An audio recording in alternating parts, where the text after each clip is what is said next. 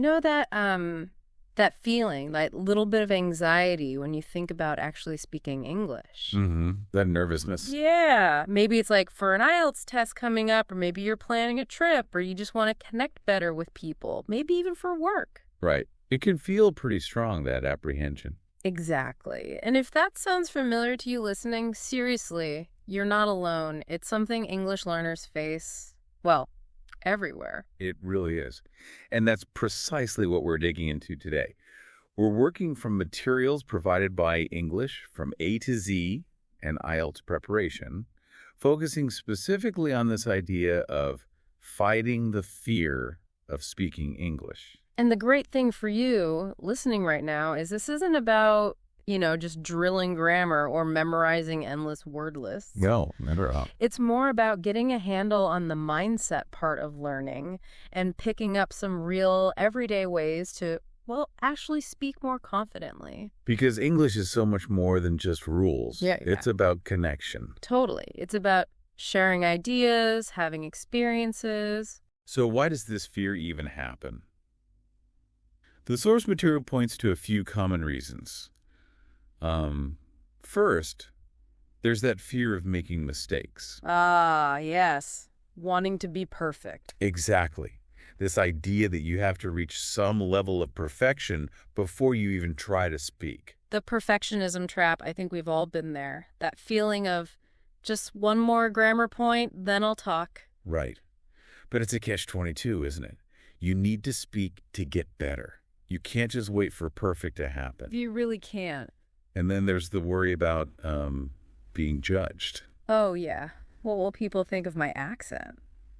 Or my grammar? Exactly. It can really stop you from wanting to speak up. For sure. You feel like every little hesitation is under a microscope. And sadly, sometimes people have had bad experiences, right? Yeah, definitely. Maybe being laughed at or corrected really harshly.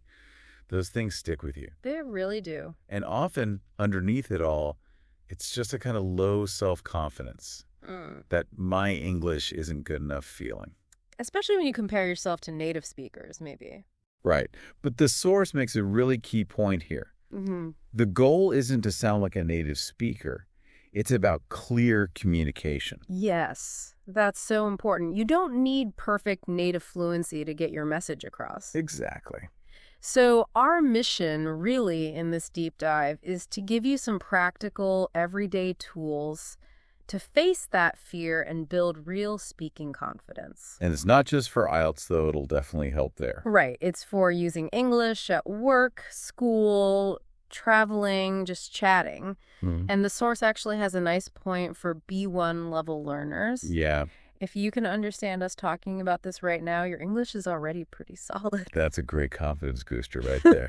So, okay, roadmap for today. Yeah. We're going to talk about why mistakes are actually, believe it or not, good for learning. Okay. Then dive into daily practice strategies, how to actually use English out in the real world. That huge mindset shift from perfection to just communicating.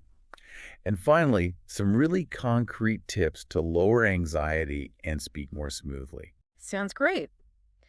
Let's jump in with that first point, which might sound a bit weird at first. Mistakes are actually your friend. Yeah, it's a cool reframing the source does.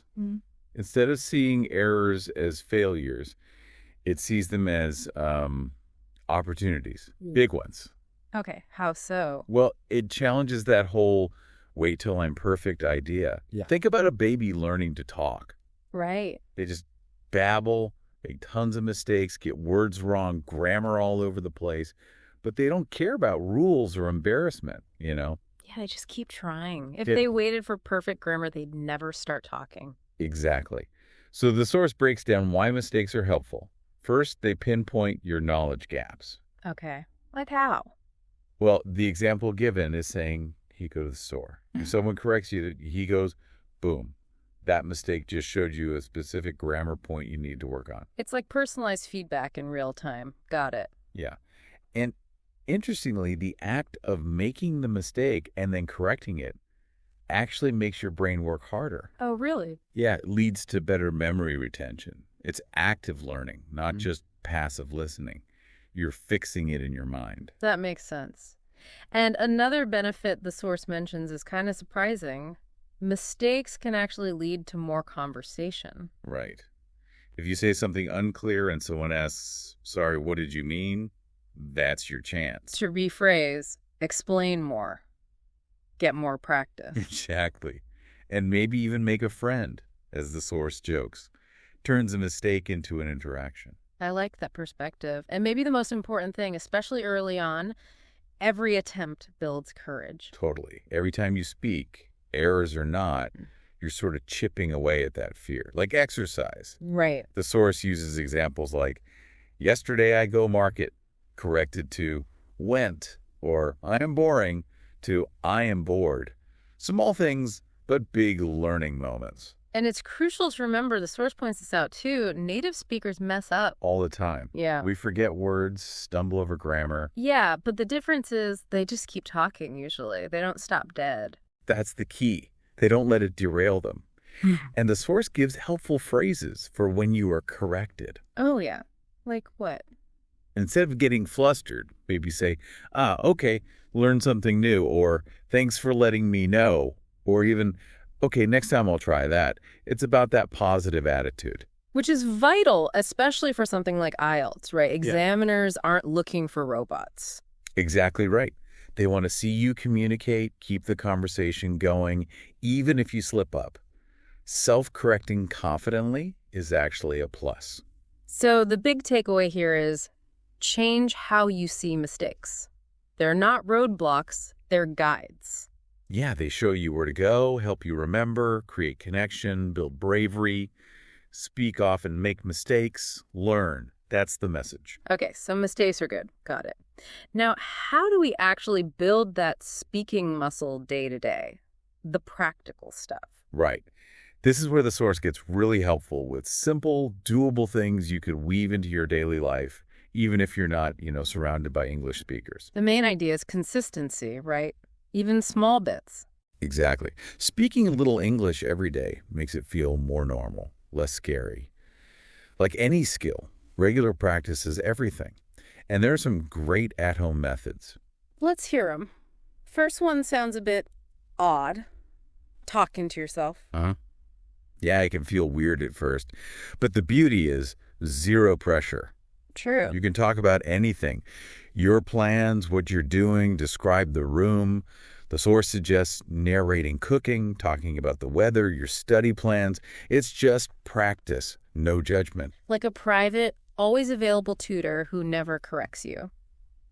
Okay, next. Recording yourself. That can feel awkward too. Oh, definitely. Hearing your own voice back is strange for most people. Yeah. But it's amazing for self-assessment. Pick a topic, favorite film, weekend plans, talk for a minute or two, then listen back. And what are you listening for? Pronunciation, common grammar errors, but also your strengths. Where do you sound clear and confident? It's objective feedback. Good point. Get that feedback without needing someone else. Okay, then there's finding language partners. Yeah, using apps like Tandem, HelloTalk, Speaky, great for direct interaction. With other learners or native speakers. Both often. Right. People looking for exchange. The source stresses short, regular chats. Even brief ones a few times a week really help build that real-time confidence. Takes it beyond just practicing alone. Okay, what about repeating and shadowing? Explain shadowing. Sure. Shadowing is listening to short audio or video clips, then immediately repeating what the speaker says. Trying to copy them, exactly. Yeah, focusing on their pronunciation, the rhythm, the intonation, the music of the language, not just the words. It trains your mouth and ears together. That sounds really useful for fluency and sounding more natural. Online speaking clubs are mentioned too. Right. Groups on Zoom, Facebook, Reddit, Meetup, they tend to be really welcoming, especially for beginners. Like a virtual practice zone with others in the same boat. Exactly. Less pressure because everyone's learning. And the idea of a daily English routine, making it bite-sized. Yeah, just slotting small English activities in, maybe a short video in the morning, some self-talk while commuting, reading your English diary aloud at night. It all adds up. I like the emphasis, too, on celebrating small wins. It's easy to focus on what you can't do yet. Totally. The source suggests keeping a notebook. Jot down things like spoke for 5 months without freezing, or use that new phrasal verb. So you see the progress. Exactly. Tangible proof you are improving, which is super motivating. And lastly, affirmations. How does positive self-talk fit in? It directly targets your mindset. Saying things like, I am improving, mistakes are okay, I'm proud of trying. Repeating these helps you internalize them. Changes your self-belief. Yeah, which really impacts how you approach speaking. Okay, so the core idea is confidence comes from doing. Consistent small actions every day make speaking less scary and eventually even enjoyable. So we've got the home practice covered. Yeah. But what about actually, using English out there in real life? Ah, yes, where the rubber meets the road. The source really stresses that this is where English comes alive, right? Using it for its actual purpose communication. And importantly, it says you don't need to live abroad to find chances to speak. That's really encouraging. It's about noticing opportunities around you. Exactly. And the source lists loads of everyday situations and how to jump in. Let's go through some. Coffee shops, restaurants seem like a good starting point. Definitely low pressure.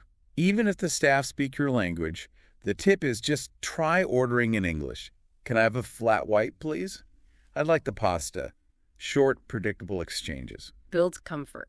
Okay, asking for directions, especially in touristy areas. Great practice.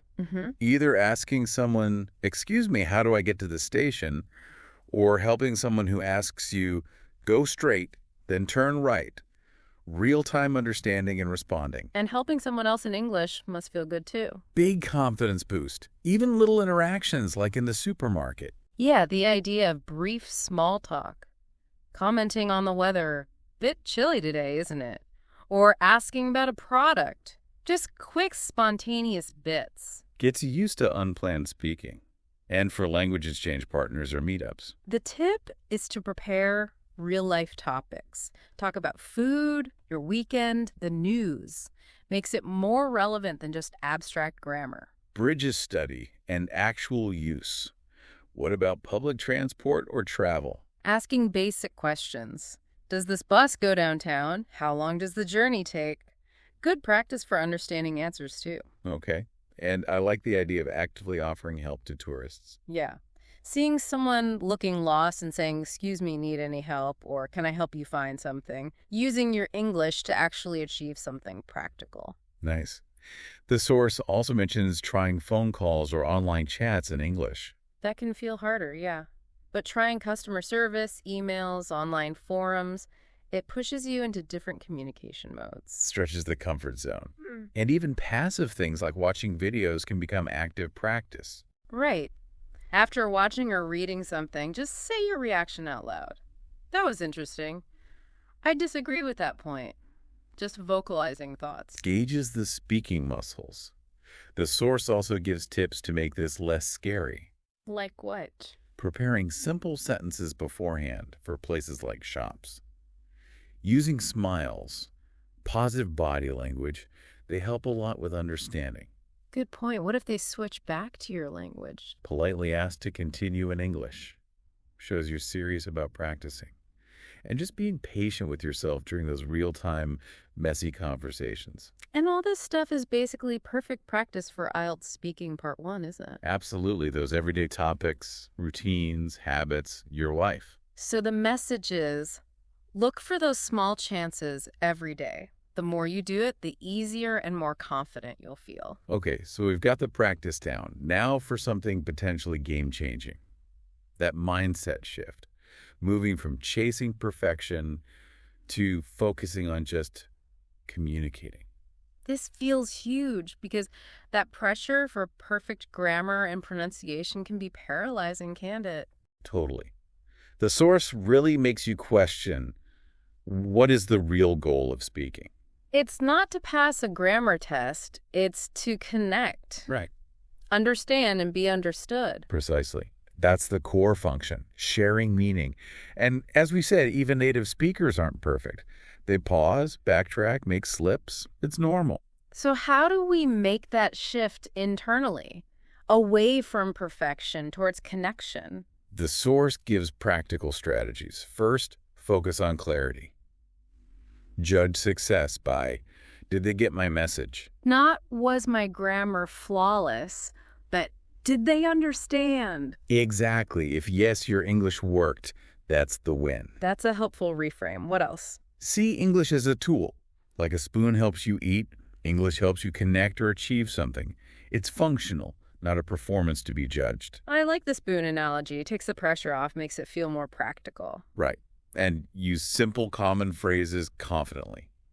You don't need fancy words or complex sentences. Clear and simple often works best. Embrace confident simplicity. Love that. What about when we do make mistakes? Which we will. Think about how you'd react to a child learning. You focus on their meaning, you're patient, maybe gently correct. Treat yourself the same way. Most people care more about what you're saying than tiny errors. Be kinder to ourselves. Stop that harsh inner critic. Definitely. And stop comparing yourself to others. Everyone's journey is different. Focus on your progress. Am I better today than yesterday? That's what matters. That comparison trap is so easy to fall into. Good reminder. Other shifts. Practice in safe spaces. Self-talk with patient friends. It encourages natural flow without the anxiety. Creates room to experiment. And focus on your strengths. Instead of, I can't speak like a native, think I can introduce myself. I can order coffee. Build on what you can do. Acknowledge your abilities. And remember, it's about human connection, person to person, not just linguistic accuracy. And this communication focus actually helps with things like IELTS, too. Absolutely. Examiners want to see you convey ideas and keep the conversation flowing. Focusing calmly on communication is way better than freezing up worrying about perfection. Makes sense. So the key is, let go of that flawless ideal. Embrace clear communication as the goal. Fluency comes from practice and connection, not pressure. And the call to action is, shift your thinking towards being understood, connecting with people, and just speak without letting fear hold you back. Okay, we've got the mindset. Now for the really practical step-by-step actions to actually beat the fear and speak more smoothly. The toolkit. What's the first most crucial step according to the source? Just start. Now, don't wait until you feel 100% ready. That feeling might never come. Action reduces fear. Exactly. The act of speaking itself chips away at the anxiety over time. And the source revisits those low-pressure activities with specifics. Like reading dialogues aloud, self-narration, daily voice notes. Yep. All great for building fluency safely. Yeah. Then there's a specific technique. The 3-2-1 method. How does that work? Okay, you pick a topic, speak about it for 3 minutes straight. Uh-huh. Then immediately speak about the same topic for 2 minutes. Okay. And then one last time for 1 minute. So repeating but condensing. Right. It forces you to organize your thoughts more tightly and speak more fluently with fewer pauses each time. Clever. Builds stamina and conciseness. Cool. What about thinking in English? This is about consciously narrating your world internally in English. Okay, I need to buy milk. That person has a nice dog. Making English your inner voice. Sort of. It helps automate the thinking process, so speaking feels less like translating on the fly. Makes it more natural. The source also really pushes learning whole sentence patterns. Yeah, not just single words, memorizing useful chunks like, can I have, I'm looking for, could you tell me? So you have ready-made phrases for common situations. Exactly. Faster, less anxiety than building every sentence from scratch. Good tip. And joining speaking challenges. Like 30-day challenges you find online. They give structure. Daily short tasks, often recording yourself. The consistency and community help keep you going. As accountability. Okay, and what about pauses? It's okay to pause, right? Totally. Okay. The source says embrace them. Don't panic. Learn filler phrases. Let me think. That's a good question. What's the word for? They buy you time gracefully. Takes the pressure off having an instant answer. And tracking progress again. Crucial for confidence. Keep that journal. What you Yeah. practiced, topics, mistakes noticed, how you felt. Seeing the journey builds belief. Yeah, reminds you how far you've come. And watching and repeating videos. Good for imitation. Use videos with slower speech, learner content, daily chats, interviews, even IELTS practice ones. Mimic the sounds, rhythm, intonation. Active listening and repeating. Lastly, visualization. Yeah, mentally rehearse. Picture yourself speaking confidently, being understood before the actual situation. It's a known technique to reduce anxiety and build belief. Primes you for success. So the big message here is take action, even small steps, even when scared. That's what shrinks the fear and builds fluency. Start with a few strategies, add more as you go. Right. So let's wrap this up. Quick recap of the journey we've taken in this deep dive. We started by acknowledging that fear, it's real, it's common. Yeah, stemming from fear of mistakes, judgment, bad experiences, low confidence. But then we flipped the script on mistakes, saw them as learning tools, not failures. And we looked at tons of daily practice ideas, things you can do at home consistently. Then we talked about taking it outside, using English in real-world situations, noticing those everyday opportunities. And that massive mindset shift. Yeah. Communication over perfection, connection is the goal. Finally, that toolkit of practical steps. Acting now, the 3-2-1 method. Thinking in English, using pauses, tracking wins, visualizing success. Concrete actions. So a few final words of encouragement for everyone listening. Be kind to yourself. This takes time. Absolutely. And speak even when you're nervous. That's how the nervousness fades. Don't give up. Progress isn't always linear, but keep going. Surround yourself with English. Listen, read, watch, speak. Immerse yourself. And remember why you started learning in the first place. Keep that motivation close. Most of all, believe you can do this. You can speak English confidently. It takes time. Yes, consistent effort, absolutely. But it's so achievable and worthwhile. Start small. Stay consistent. Use these strategies. Thank you so much for joining us for this deep dive on tackling that fear of speaking. We hope you found it genuinely helpful. Yeah, feel free to listen again. Share it if you think it could help someone else. Let us know what you thought. And definitely stay connected for more insights to support your English learning journey. Remember that confident English voice is in there. Keep practicing, keep speaking, keep believing. Go let it be heard.